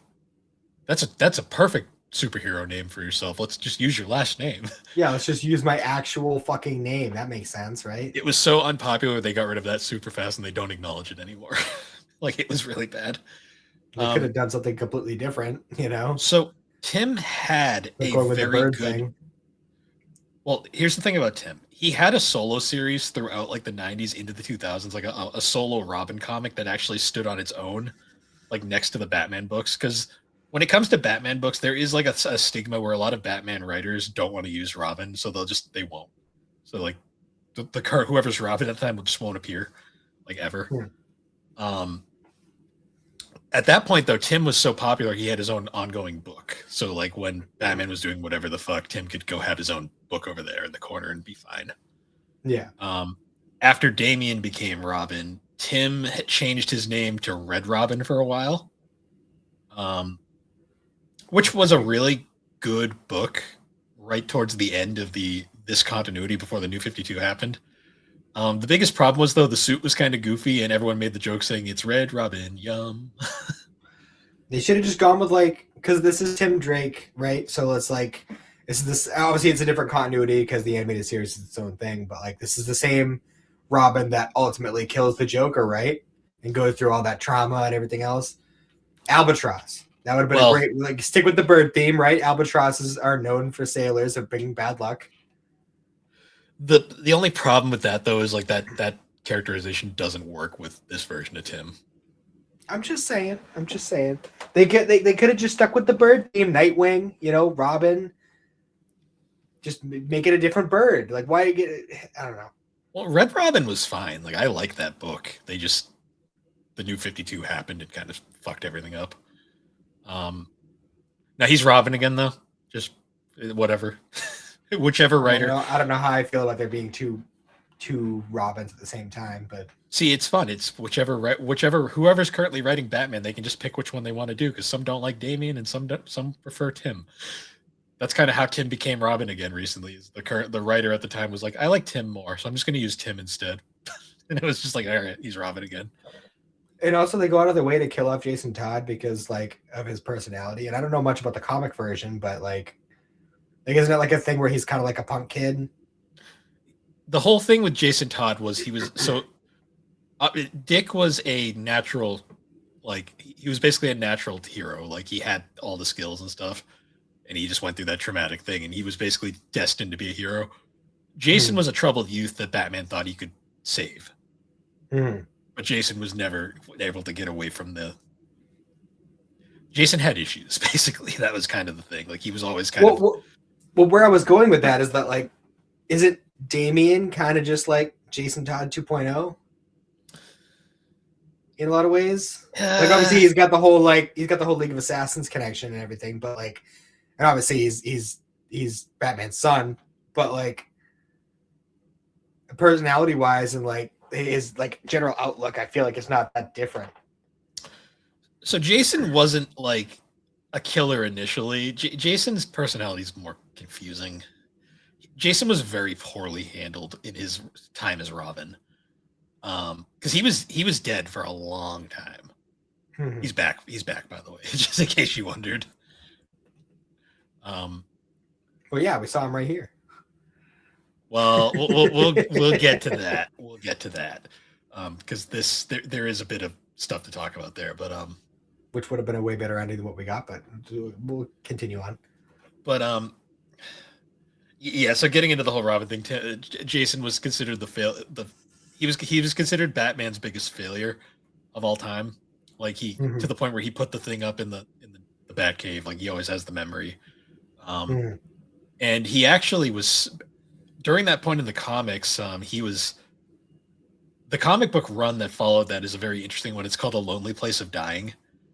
Which was the introduction of Tim, where basically Batman is without a Robin, he's so unhinged and ungrounded that this kid named Tim Drake basically is a really smart kid, and he ended up actually figuring out Batman's identity on his own and like all the stuff, and he basically was such a fan that he wanted to save Batman because he knew he was spiraling out of control, and he basically first he tries to get Dick to be Robin again, which Dick is like, fuck that. That guy sucks. But then he eventually ends up putting the suit on himself, and Batman's like, no more Robins. I'm not doing this anymore. But Tim eventually convinces him, and then basically Batman, like, Tim was written essentially to fix all the problems with Jason, where he's like, he wanted to be Robin, so and he was like his own smarter Robin. Like, Tim's arguably the smartest of the four. When they feel like remembering that characterization. And that was like kind of the whole thing. Like Dick was destined to be a hero. Jason, he thought he could make a hero. Tim wanted to be a hero, and that's why Tim was a perfect Robin. So that's your little Robin history lesson. Fair enough. A very abridged Robin history lesson. I'm sure I'll read more about it as I go along and get more books, but yeah. So where were we? We were talking about Gordon had stopped him from killing the Joker. Yes. And we also then get this reveal where it's because we've been seeing this guy who we don't know is named Hush yet, but he's Hush. The bandage dude. Well, there's actually like 3 different bandage dudes that look exactly the same while they're bandaged up. That's all part of Hush's grand scheme to make this a mystery.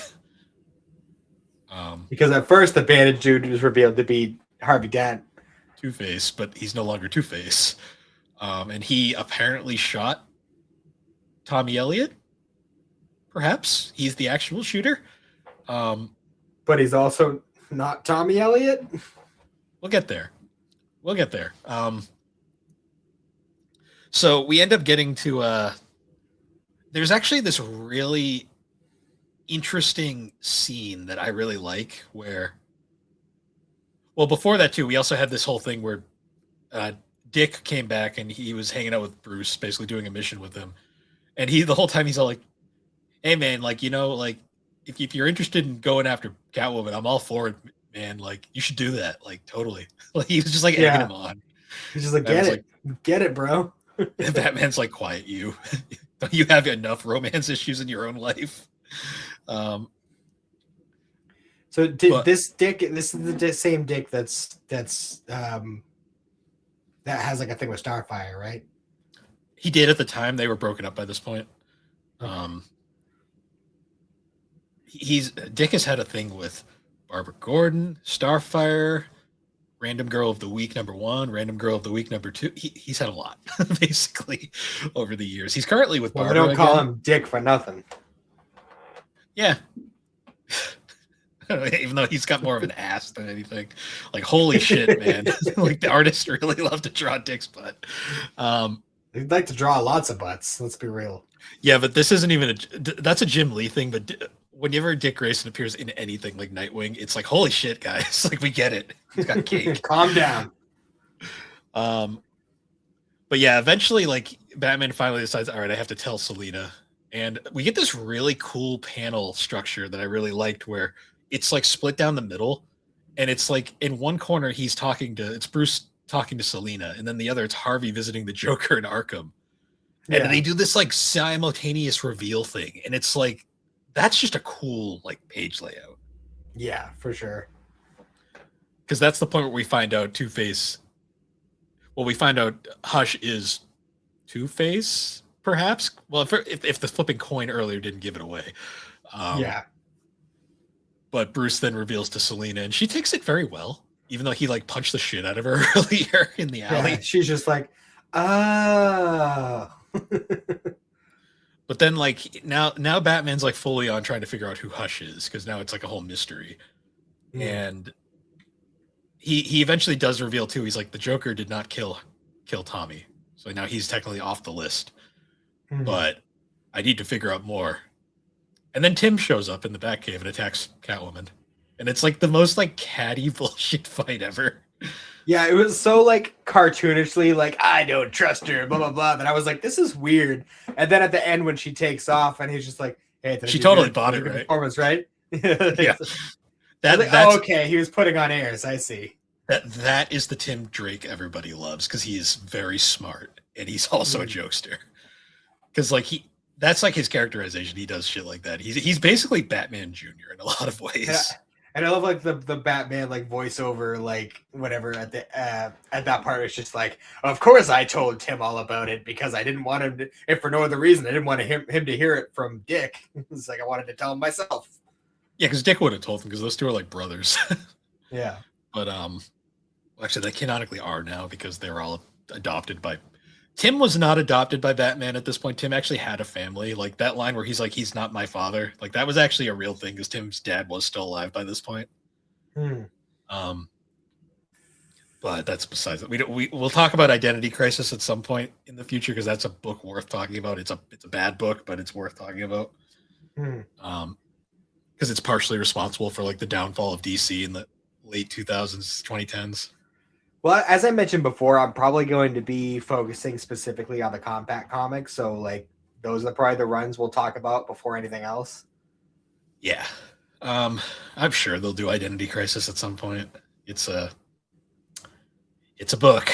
So I'll leave it at that.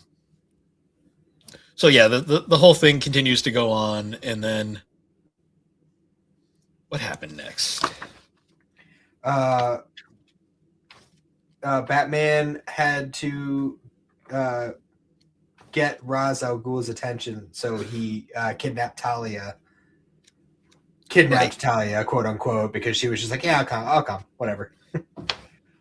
Yeah, we find out Talia's just kind of like, so he's over there taking care of Ra's, and then he's sending actually, according to canonically, his name is actually Ra's al Ghul. That is apparently a thing, but the Ra's al Ghul, Ra's al Ghul, we can move through either or, it doesn't matter. They do that a lot in Arrow. It's just like literally in the same conversation, one will be saying Ra's and the other will be saying Ra's. It's just like, yeah, they don't just decide, people, please. Like, but yeah, so it's funny. Like during that thing, he's like going after Ra's, and then Catwoman's keeping an eye on Talia, and then another assassin shows up, and it's just like, oh shit, I didn't plan for this. And Talia's like, yeah, fuck off. Yeah, I'm not even gonna leave out of defiance. I'm just gonna chill. Just and then the Catwoman gets her shit stomped, and Talia leaves, and then comes back with like a med kit. And she's just like, "Yeah, I'll take care of you." Like, no, Talia's straight up like, "I'm just gonna fuck with Bruce at this point because I can." Yeah. Because they also, this is basically two of Bruce's two love interests, basic canonical ones here, just chilling. Yeah, because it's very obvious that at this point, like, there was obviously something between Talia and Bruce at this point. I'm pretty sure canonically Damian exists at this point. We just don't know about him yet. Okay. I'm pretty sure that's happened off screen at this point. Mm-hmm. But besides that, let's see what else was. Oh yeah, so another thing too is that when he's talking to Raish, we find out that somebody apparently like screwed with one of his Lazarus pits. Mm-hmm. So it's kind of like leaving the implication, oh, somebody's been resurrected. But who? I wonder if it was the dead person who was mentioned multiple times up to this point. I wonder. We'll have to find out. Because as soon as the Lazarus pit got brought up, I was like, oh, Jason Todd. It's Jason Todd. Perhaps. But we'll see. Yeah, so we go through that, and then meanwhile, like during this is the encounter too where Tim gets kidnapped, right? Or was it around here? Did Tim get kidnapped? I forget when that happens. Well, no, because Batman had his whole thing where he had the duel with Ra's al Ghul, and then he was like, the Lazarus pit got messed with, and then I think he goes back, and there's the whole encounter between Hush having, with holding the Pretender hostage. I know what happened before that, but before that, they go off on this. Huntress is going insane. Basically, that's what happens next. Because she's also being mind controlled or something. I think she's being affected by Scarecrow's fear toxin because Scarecrow shows up, by the way. Right. Yeah, was briefly there for some reason. And when Catwoman and Bruce and all them are trying to sort out this mess, because Helena's having a moment, basically, Hush sneaks up on Tim and kidnaps him. Or at least we think it's Hush. So at this point, Hush has been revealed as Two-Face, and then there's this other guy here now. But yeah, eventually it's after he basically tells Scarecrow to fuck off, because we've had like every Batman villain show up, and some of them do more than others at this point. Mm-hmm. Because also the Riddler has been here too, kind of. Yeah, he robbed a bank. He did stuff. But yeah, he won't be important. Eventually, we do find Hush with Tim, and he takes off the mask, and it's surprise! It's Jason Todd? ? But he's like middle-aged. Yeah, he's older now. Because his body is a Robin suit, though. Yeah, it is. Well, it's funny because it's Hush's suit, but with the Robin emblem, which is kind of cool. Yeah. And Tim had never met Jason at this point, which is funny because they will fight again in the future, and it's dumb, but he really does the whole like, how could you let me die like thing. Yeah. He's like, I just wanted to be loved. But then we find out really fast that he basically kind of reveals that like this is a little too convenient, and he's like, why would a corpse just age? Because the Lazarus pit doesn't do that. And also, like, you kind of look like Jason, but you also look like. Also, he realizes too, he never hears him refer to himself as Jason, which immediately is kind of a thing there. And also, apparently, it was a thing that Jason almost exclusively called him Bruce, and that he just called him Batman the whole time. Yeah, there was that, and then also his fighting style was Dick's fighting style. It was like a mixture. It was like Dick and like a little bit of Tim, but mostly Dick. Basically, it's like, so this person has no idea who the Robin was in question, and just kind of mixed everything together as, oh shit. I gotta call real quick. I gotta take this. Sorry about that. Had a thing happened. Anyways, we were talking about Jason and the whole like nothing adds up there. It's very fishy. Yes. And because of that, it's kind of a case of Batman's basically like, you're not Jason. Like, who are you? And we find out it was a piece of Clayface. Mm-hmm. But they also do make a note that Jason's grave is empty. Peculiar. So they did something to his grave. How long had he been dead up to this point? He died 89. So for like over 10 years or so. He doesn't officially come back until like 2006, so it's still out of universe. It had been over 10 years, but in universe, I'd have to look. It had been a couple years by that point because Tim does grow up a bit in between. I don't know. Long enough. I'd have to look up. Well, the problem is continuity is a fucking mess now, so it's hard to tell. Yeah. But either way, it was like, okay, that was a red herring. Jason is not back yet. Yeah. Yet. Give it time. So they take care of that whole deal, and then like Batman, like he talks to Barbara for a little bit, and then he has to go and talk to this dude Harold, who I didn't know existed. Yeah, Harold was just like a guy that was in the Batcave for a while. He just did tech shit, apparently. Yeah. He disappeared for a bit and then came back just to die. He came back and was like, hey, I can talk now. Blam, dead. Yeah, because he was kind of like deformed and like just like he was like a hunchback that just kind of lived in the cave. It was weird. Like it was just a thing for a while there. Yeah, and he gets straight up just offed, and it's revealed to be Hush again. It's another Hush. Except this time we then find out that Hush is apparently Tommy Elliott. But does he even take the bandages off? No, but he basically just flat out reveals, like, I'm Tommy Elliott because I know all of this stuff. And I'm just going to yell and scream and be like, I hated my parents and wanted them to die. Why did your dad save them? Blah, blah, blah. Yeah, because it was revealed that, like, the car crash that killed his dad and, like, would have killed his mom, but Bruce's dad saved her because he was a brilliant surgeon. And he was mad that his mom lived, even though he treasures her ring. And then he had to wait for his mom to die for, like, his inheritance or something. It was fucking weird.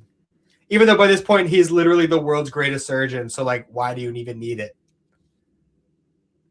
You know? You're like, it seems like everything worked out just fine for you, dude. Why are you so mad? This book is one of those books where, like, the overall story is interesting. The main villain is terrible. Yeah. Like, it's basically, most people agree Hush is a terrible villain. And as I mentioned earlier, like, the Jason Todd fake out would have been a way more satisfying, like, conclusion. Oh, especially when you figure out how they actually brought him back. And, like, even the Tommy Elliott thing would have been more effective than just psych, it's the Riddler. The Riddler did it. Oh, it's really funny you bring that up. Yeah. Remember how I said the movie changed things up and it was a really stupid, like, reveal? Yeah. The Riddler's Hush in the movie version. Oh, it's just the Riddler? Yeah, the Riddler did it all. It's the most like Tommy Elliott just dies in that movie and he's just completely gone at that point. It's like, surprise, the Riddler did the whole thing. And it was like, Jesus Christ. I mean, he did, though. Like, even in the comic, it was him all along. He just, oh yeah, he was the chess master. But in the movie, it was like, surprise, no, it was me all along. And I'm like, and the Riddler never really seemed like that effective a villain for me to really have this big, like, puppet master role. There was a period towards the end of this continuity before the New 52 where Riddler was actually reformed and he was like a detective working with Gotham PD. It's so weird. It was more interesting than what they were doing with him here. That's for sure. Fair. But yeah, Hush just kind of goes away and then, like, he falls off a bridge. Yeah, and he'll be back at some point. I'm sure he will be. I mean, they didn't find a body, so. But eventually Bruce is just talking to Clark in the cave, and he's like, look at what the surgery on my brain. Do you see anything? And he's like, yeah, there's like a little, like, thing at the base of your brain. Like, want me to, like, you should probably do something. But he's like, burn it. And he's like, that could hurt you. He's like, do it. Just kill it. Just do it anyway. Like, all right. What was it again? It was like some sort of little, I think it was just like a way they were tracking him. tracking device. Yeah, that makes sense. But then we also find out that Tommy Elliott was put like a weird like thing in the Batman computer that was like subliminally Giving him like subliminal messages or whatever. Yeah, like that's why he wanted Tommy Elliott to do this. It was such a weird like contrivance. Yeah, it was bizarre. The end point, like the journey along the way was like really fun and interesting. And then like that last chapter was just like, what are we doing here? Like, yeah, the whole payoff of this story, that's the reason why Hush is such a controversial story, is the fact that like throughout its thing, like its build up is really good. Like the whole like the deep like introspective look at the at the characters and like everything. And it's like, this is interesting. I kind of like this. And then it's like the end. You're like, oh, that's it. Yeah. What was the point of all this? And then to reset status quo, of course, Bruce and Selina have a falling out, and then she leaves, and then it's right back to where he was before. Only now Selina knows who he is, but it's not important. It's about right. And it just kind of ends. That was Hush. And they'll revisit it many times, including a sequel that no one asked for. that isn't the original sequel. That isn't one of the three others. I mean, all told, I still enjoyed my way, like my run through it. It was still like a fun like first foray into Batman comics. Especially since I did get like, you know, as I mentioned before, I get like a little bit of like all the big Batman villains. And even a few cameos with like Superman and everything, but like President Luthor shows up for like a few minutes. Yeah, we got the flashback of Bruce seeing the Green Lantern and when he was a child and everything. Oh yeah, so, like, Alan Scott shows up for like 3 minutes. So like, you know, it was a fun run. I do wish the conclusion had been a little bit more worthwhile. But makes sense. All told, it was still. I didn't regret reading it. I'll say that much. No, it is a good book. It just has a very unsatisfying conclusion. I'm used to that from books, though, so it's not that big a deal. Yeah. It's. I think it also has to do with the fact that this is just a book that you mostly read for the art and then the somewhat compelling plot.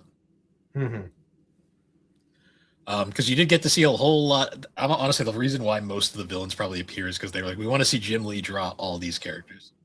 And he sure did. Yeah. But was the adventure worth it?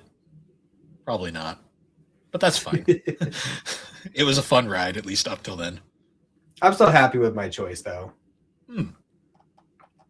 No, it's a really good Batman story. It just...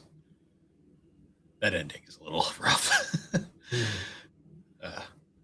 Yeah. So, Batman Hush. It came out over 20 years ago. If you're interested, the compact comic is $10. The compact comic is, and then you could also find, this is very heavily reprinted. You can easily find the actual book, like, at most stores. I think it's been reprinted recently as well in the normal size, so there's that. Yeah.